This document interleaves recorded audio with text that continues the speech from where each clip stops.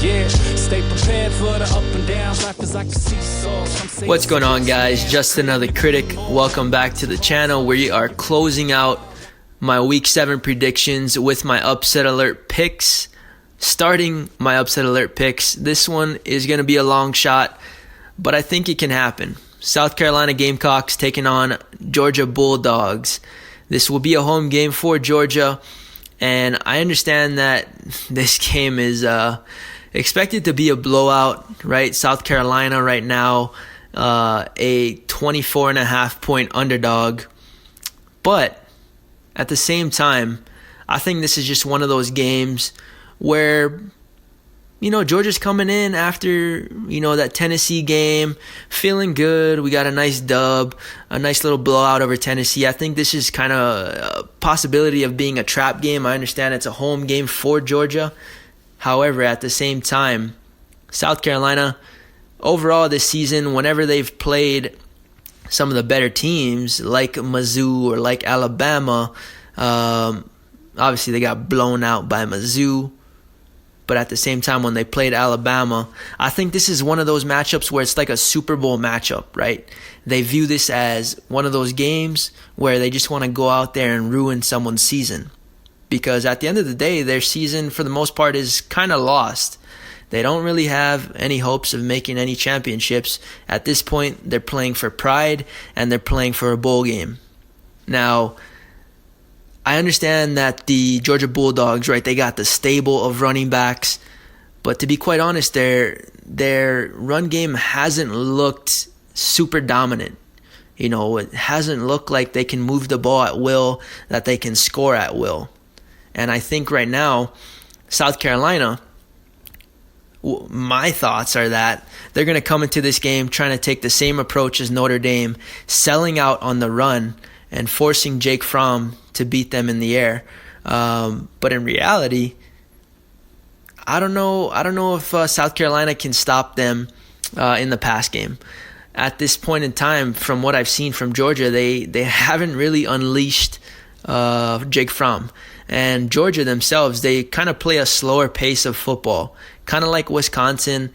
They just play slow. They just beat you down in the trenches and pound the ball, right? Just pound it, and go for 200 plus yards against you. That's typically how the game plays out, and then they really just try to keep it a balanced attack. But in my opinion, if South Carolina is gonna really find themselves competing to win this game, they're just gonna have to sell out on the run and kind of take the Notre Dame approach, selling out on the run until Georgia is forced to really try and beat them in the pass game. And so Georgia, while they have phenomenal athletes at the wide receiver position, I still think Jake Fromm is trying to find his chemistry with those wide receivers. And that's why I believe, this is just my personal opinion, that's why I believe they haven't really utilized and opened up that pass game as much. But yeah, I do think this has the possibility of being a trap game for Georgia. Don't want to speak on it too much, but yeah, one of my first upset alert pick of the weekend is Georgia taking on South Carolina at home. Next one, I have Hawaii taking on Boise State. Boise State right now ranked 14th in the country. That's crazy. And if you had watched them in this year, obviously they beat FSU, who wasn't really an amazing team by any means, and we're finding that out as the season's gone along. And then they beat a Marshall team at home 14-7. Marshall, at the same time as the season's gone along, they haven't looked as great either. And then beat up on Portland State, struggled with Air Force, who I think is going to be there at the end in the Mountain West Conference, possibly even vying for a position at the championship game. It might happen, right? It's 50-50 at this point. And then they just played UNLV, where they really didn't play that well. I mean, the score says otherwise, 38-13, but I think they had about 150 yards worth of penalties, and really their defense didn't look amazing, to be quite honest. Hawaii, on the other hand, they had a bye this past week, but they played Nevada the week before, blew out Nevada 54-3. Defense played lights out, allowed just 98 yards on the ground and 105 yards through the air. Offensively, they went off. Obviously, we know they have Cole McDonald at quarterback. They've got a pretty good set of wide receivers. They're not big and, those 6'3", 200-pound dudes. They're on the shorter side, probably around 5'11", 5'9", quick agility dudes, speed in space. They're going to make you miss. Basically the Julian Edelman types. And so they've found a lot of success with those guys. And if the defense can step up again, I think Hawaii can go. I know the spread on this game is like 11.5, but I truly believe Hawaii, with the way that they're playing right now, they can go out there and win this game outright and possibly compete for the Mountain West Conference again. But yeah, my second upset alert pick of the week: Hawaii going to Boise State. Keep an eye out for them Rainbow Warriors. With that being said, my last upset alert pick of the week is USC taking on Notre Dame. A lot of people writing off the Trojans in this game. I don't know why. Football is just a game of matchups. And I understand Notre Dame had a phenomenal game versus Georgia, who a lot of people highly respect and who is a very good team. But at the same time, they're writing off USC in this game.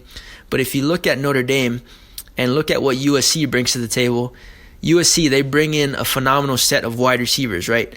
They've got St. Brown, right? Amon-Ra St. Brown. They've got Pittman. Then they've got number 21. All big-time wide receivers who can definitely make plays against the Notre Dame secondary.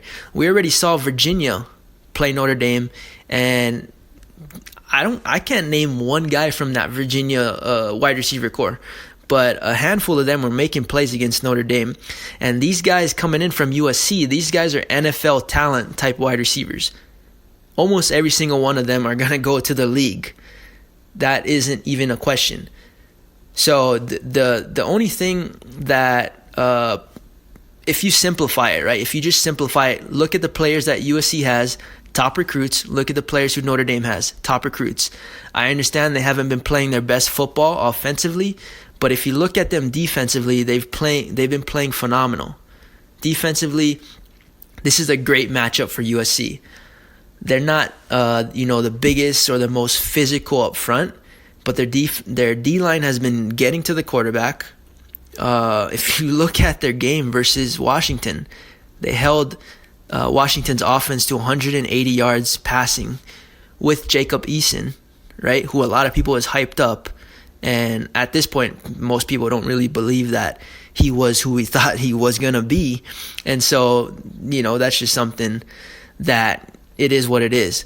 Defense allowed 193 on the ground, which isn't really a fair statistic because 80 of those yards, maybe even 90, I believe, came from that long breakout run on Washington's own 10-yard line. And so 80 or 90 of those yards came from that. And so this defense has gotten better and better by the week, and they have speed at the linebacker position, which is going to be big time when you're trying to defend the quarterback like Ian Book, who loves to leave the pocket and who loves to scramble. And on D-line, like I said, they're not the biggest, but they've been getting to the quarterback consistently as far as hurry ups and pass rush, and they're very athletic. So while everyone is counting USC out of this game, if you just at the end of the day, it's just the Jimmies and Joes playing against each other, just to simplify it.